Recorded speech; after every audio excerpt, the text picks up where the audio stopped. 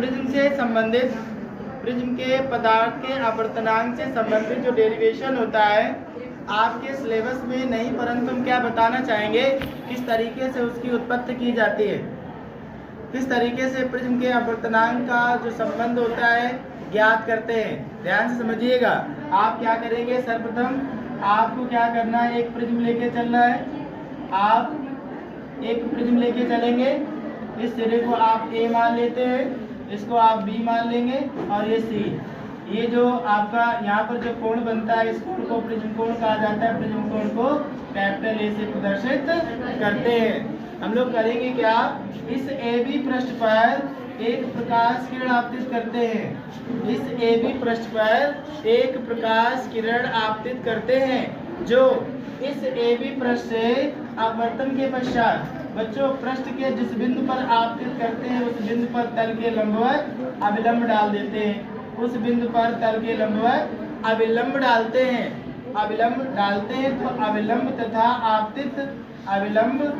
आपतित प्रकाश किरण के साथ जो कोण बनता है उस कोण को बच्चों आपतन कोण कहते हैं। क्या कहते हैं, आपतन कोण कहते हैं। समझ में आई बात, सुनिएगा ध्यान से। इसके पश्चात यह प्रकाश किरण इस पृष्ठ से अपवर्तित होकर के एसी पृष्ठ से निर्गत हो जाती है। पृष्ठ के जिस बिंदु से निर्गत होती है उस बिंदु पर हम तल के लंबवत क्या डाल देंगे, एक लंब डालते हैं, जिसे आप क्या कह सकते हो, जिसे अविलंब कहते हैं। जिसे क्या कहते हैं, अविलंब। ये भी आपका अविलंब हो जाता है। तो आप समझिएगा, ये आगे चल कर के प्रकाश किरण इस एसी पृष्ठ से निर्गत हो जाएगी और निर्गत होकर के अविलंब से दूर हट जाती है। जैसा कि आप जानते हैं प्रकाश के अपवर्तन में मैंने बताया था कि जब कोई प्रकाश किरण एक माध्यम से दूसरे माध्यम में जाती है तो वह अपने मार्ग से